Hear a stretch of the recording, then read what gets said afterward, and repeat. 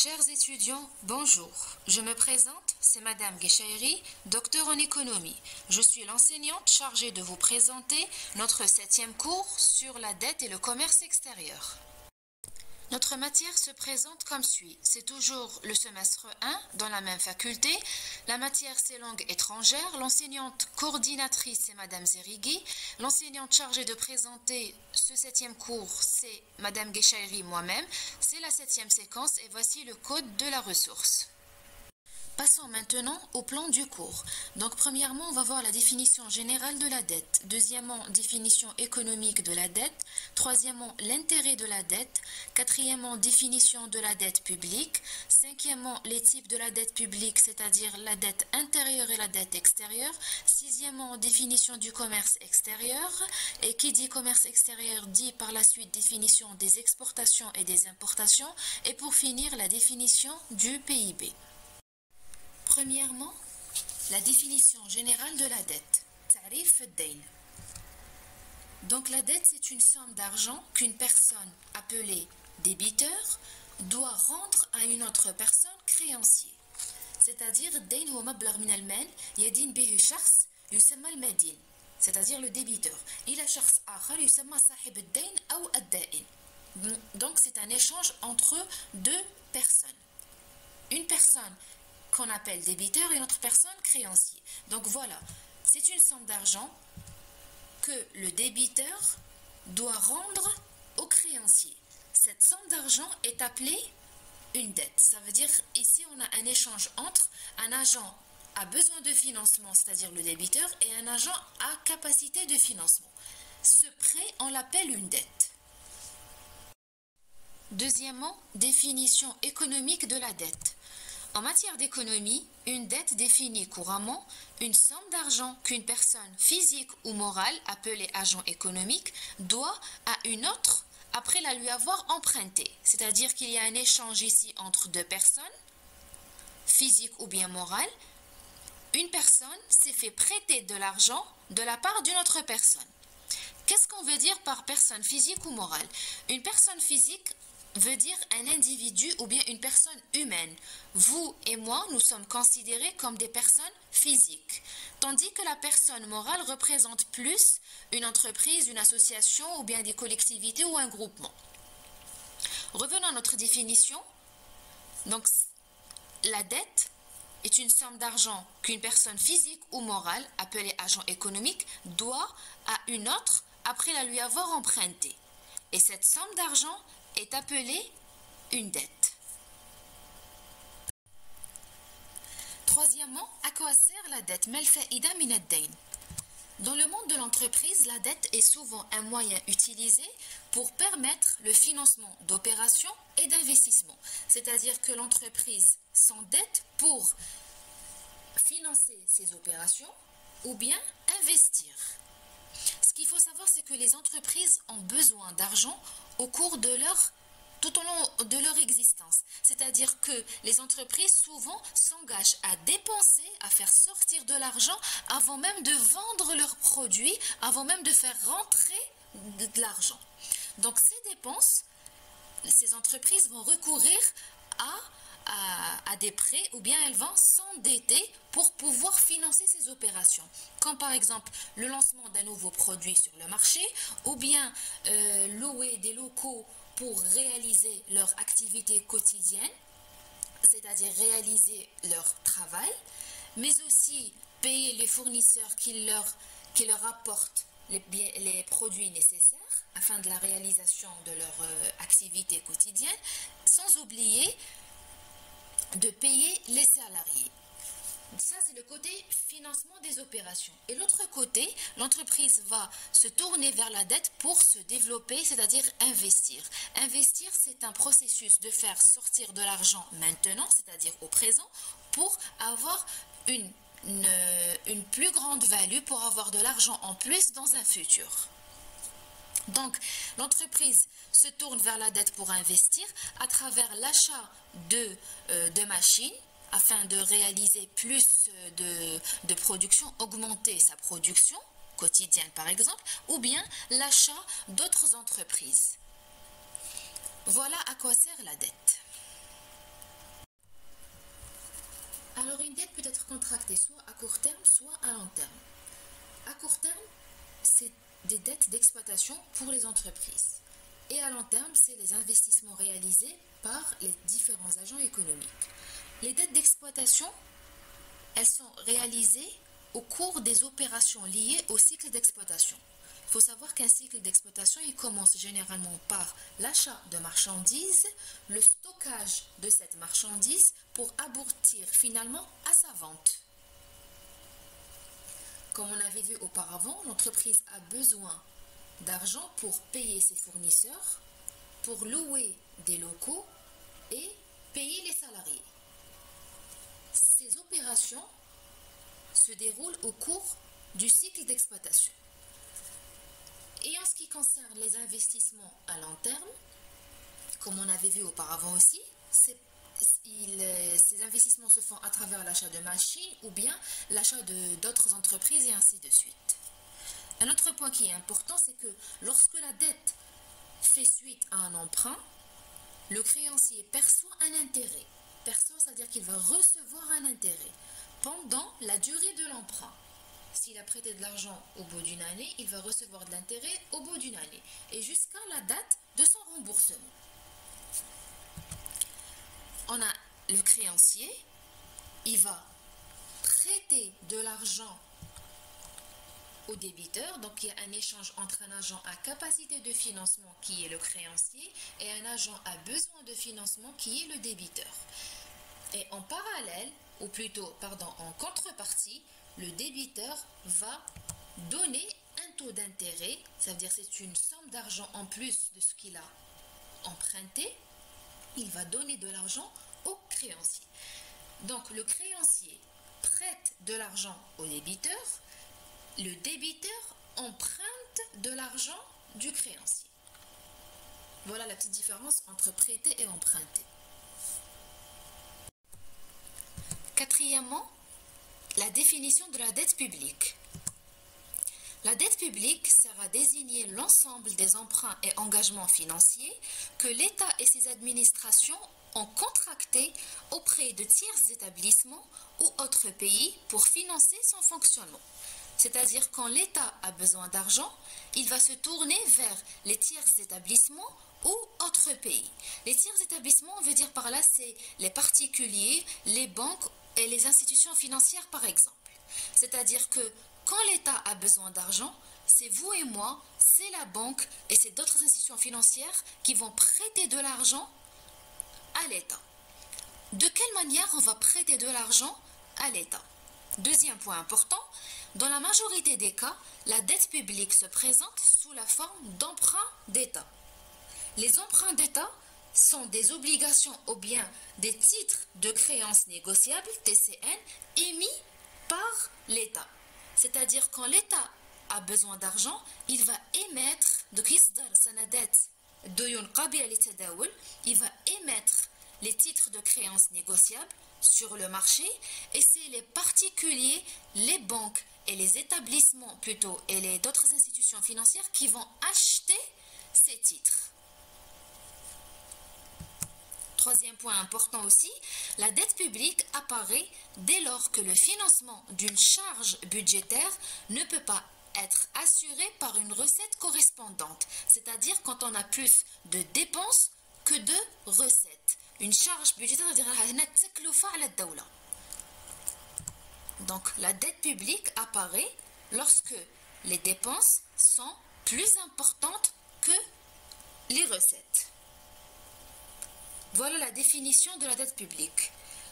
Donc on avait dit d'une manière générale دين سيادي أو دين العام هي الأموال التي تقترضها الحكومة من الأفراد أو المؤسسات لمواجهة أحوال طارئة ولتحقيق أهداف مختلفة. On avait dit quand est-ce la dette publique apparaît? Elle apparaît lorsque le financement d'une charge budgétaire ne peut pas être assuré par une recette correspondante, c'est-à-dire عندما الإيرادات العامة لا تستطيع تغطية النفقات العامة. Voilà la définition de la dette publique. Cinquièmement, quels sont les types de la dette publique? On distingue à l'intérieur de la dette publique deux types de dettes. A. la dette intérieure appelée aussi interne ou bien domestique. B, la dette extérieure. Alors la dette intérieure, elle est contractée à l'intérieur des frontières nationales auprès d'un créancier intérieur au pays. Autrement dit, elle correspond à la dette des agents économiques résidant de l'État émetteur. C'est-à-dire que le créancier et le débiteur se trouvent à l'intérieur des frontières nationales ou bien à l'intérieur du même pays. Autrement dit, les agents économiques, c'est-à-dire l'agent à capacité de financement, celui qui va prêter de l'argent, et l'agent à besoin de financement qui va emprunter de l'argent, se trouvent à l'intérieur du même pays. Elle est en principe exprimée dans la monnaie de ce pays. Si cette dette est contractée en Algérie, elle sera en dinars. Si elle est contractée en France, elle sera en euros, et ainsi de suite. Tandis que la dette extérieure, elle est contractée à l'extérieur des frontières nationales. Autrement dit, elle est rattachée au prêteur étranger. C'est-à-dire celui qui va prêter de l'argent ici, c'est un prêteur étranger.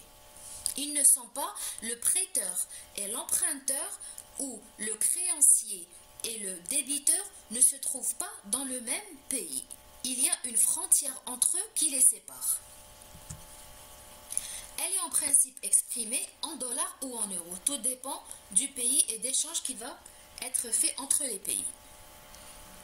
Prenons l'exemple suivant. On a un pays A et on a un pays B. Ces deux pays sont séparés par une barrière, autrement dit une frontière. Dans le cas de la dette intérieure, on avait dit que les agents économiques sont ou bien font partie du même pays. On a par exemple le cas suivant. On va prendre l'Algérie. On a l'Algérie et on a une banque. L'agent économique, que ce soit l'État, l'entreprise ou l'individu, qu'importe, si l'État a besoin d'un prêt ou bien elle a besoin d'emprunter de l'argent, elle va se tourner vers, comme on avait dit auparavant, tiers établissements. Mais à l'intérieur du pays, ça veut dire l'État va se tourner vers les banques ou bien les autres institutions financières qui font partie du même pays, c'est-à-dire toujours on est en Algérie. Tandis que si le pays A, l'État, décide d'emprunter de l'argent d'un autre pays, on appelle ça une dette extérieure. Si l'Algérie, l'État algérien décide d'emprunter de l'argent d'une autre institution financière comme la Banque mondiale ou le Fonds monétaire international, on appelle ça une dette extérieure parce que la Banque mondiale et le Fonds monétaire international ces institutions financières se trouvent dans un autre pays qui sont séparés par une frontière entre les deux pays. Voilà l'explication et la différence entre une dette intérieure et une dette extérieure. Sixièmement, définition du commerce extérieur. تعريف التجارة الخارجية. Le commerce extérieur représente les échanges de biens et services réalisés entre un pays et les autres pays, séparés par des frontières et soumis à diverses réglementations comme les barrières douanières. Les barrières douanières sont des barrières à l'entrée des marchandises. Parmi ces barrières douanières, on a les barrières tarifaires qui correspondent à des droits de douane que les produits étrangers devront payer à leur entrée sur le territoire national.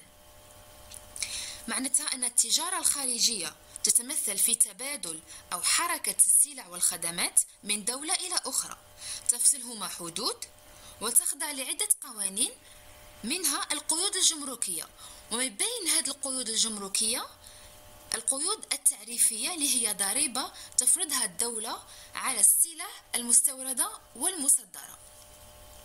Deuxième point important, ces échanges sont réalisés entre clients et fournisseurs. Clients, c'est-à-dire que les produits vont entrer sur le territoire, on appelle ça importation, et fournisseurs, c'est-à-dire les produits vont sortir du territoire, on appelle ça exportation. L'exemple suivant nous démontre le commerce extérieur de l'Europe. Donc l'Europe a un échange de biens et services avec l'Amérique du Nord, l'Amérique du Sud, et ainsi de suite. Comme on avait dit, le commerce extérieur représente les échanges de biens et services réalisés entre pays et les autres, séparés par des frontières et soumis à diverses réglementations comme les barrières douanières. C'est-à-dire que pour que la marchandise entre en Amérique du Nord, elle doit payer un tarif. Un exemple. Ces échanges, on avait dit aussi, sont réalisés entre clients et fournisseurs, c'est-à-dire que l'Europe peut être cliente comme peut être fournisseur.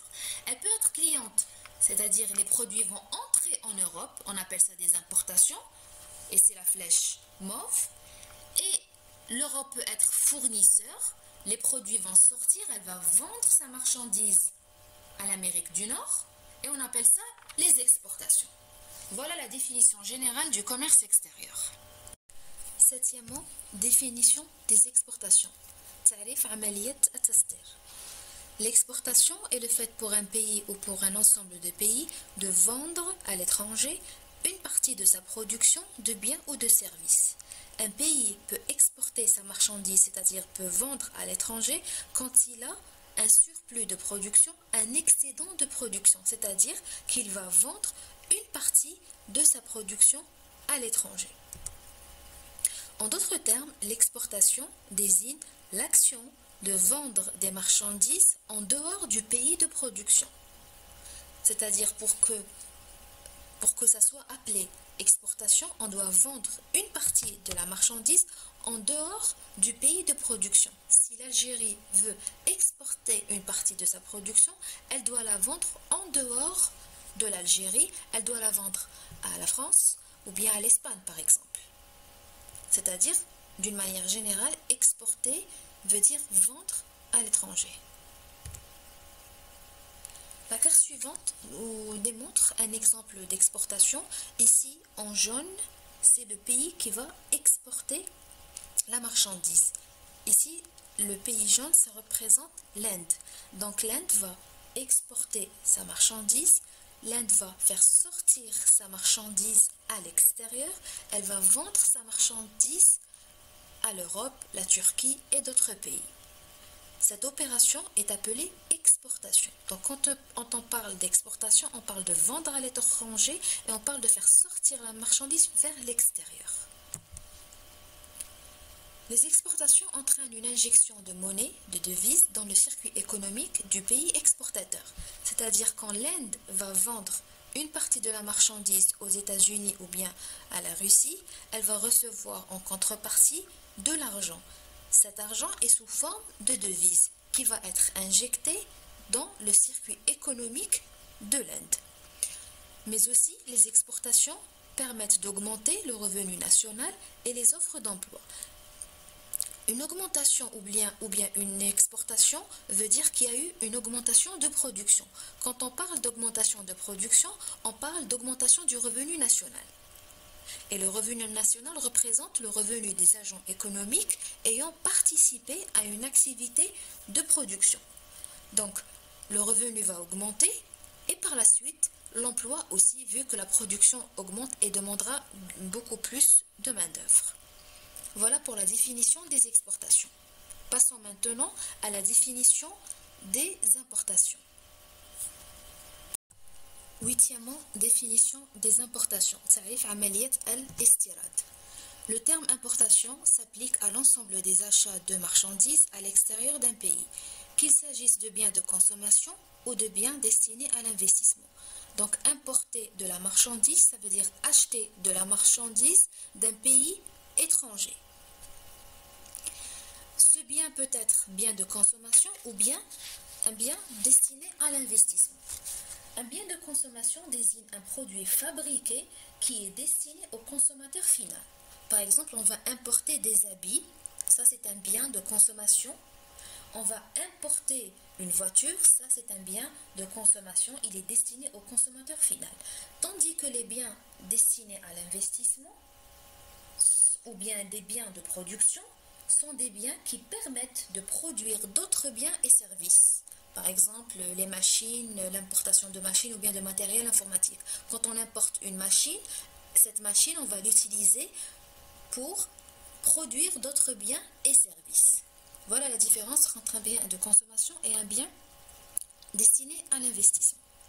En d'autres termes, l'importation, c'est l'action d'introduire sur le territoire national des produits en provenance des pays étrangers. Donc, importer, c'est acheter et c'est introduire sur le territoire national des produits qui nous viennent d'un pays étranger. On prend toujours l'exemple de l'Inde en disant que dans l'exemple des exportations, on avait vu que les flèches sortaient de l'Inde et allaient vers les États-Unis, Canada, la Turquie. Les flèches sortaient, ça veut dire que c'était les exportations à l'extérieur du pays. C'était vendre de la marchandise à l'extérieur. Maintenant, les flèches entrent en Inde. C'est-à-dire, c'est les achats de l'Inde. L'Inde va acheter de la marchandise de chez les États-Unis, du Canada, la Turquie et ainsi de suite. Là, on appelle ça des importations. Les importations peuvent générer une baisse du revenu national et de l'emploi. Si on a une forte importation ou bien on a plus d'importation que d'exportation, il va y avoir une baisse du revenu. Pourquoi? Parce qu'il va y avoir moins de production que quand on a une exportation. Donc, quand on a moins de production, on a une baisse du revenu national et par la suite une baisse de l'emploi. Mais ces importations peuvent aussi contribuer à accroître le niveau de vie ou bien la qualité de vie et à faciliter le développement et la croissance économique d'un pays. Comment les importations peuvent faciliter ou bien accroître le niveau de vie? En important des produits que le pays n'a pas à sa disposition ou bien ne produit pas lui-même. Mais ce qu'il ne faut pas oublier, c'est que si les importations sont très fortes ou bien il y a une augmentation des importations qui est excessive, le niveau de vie peut baisser. Et quand le niveau de vie va baisser, on va se tourner vers le chômage et une baisse du produit intérieur brut. Le produit intérieur brut, on va le voir dans la diapositive suivante.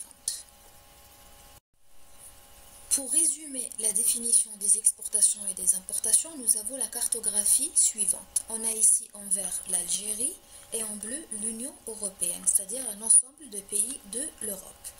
Alors, l'Algérie va exporter sa marchandise vers l'Union européenne, ça veut dire que la flèche va sortir de l'Algérie, la marchandise va sortir de l'Algérie et aller en Europe. On appelle ça exporter. Et quand l'Algérie importe de la marchandise de l'Union européenne, la marchandise va entrer en Algérie, on appelle ça importer. Sans oublier les barrières douanières lors des échanges réalisés entre l'Algérie et l'Union européenne. Maintenant, passons à la définition du produit intérieur brut. Neuvièmement et dernier point, on va voir la définition du produit intérieur brut, le PIB, c'est-à-dire Tarif al-Natij al-Dakhili al-Kham. Le PIB est un indicateur économique qui mesure la richesse d'un pays, c'est-à-dire tout ce qui est produit dans le pays généralement en une année. Donc, الناتج الداخلي الخام هو مؤشر اقتصادي يقيس الثروة التي يحققها البلد من خلال السلع والخدمات المنتجة خلال سنة.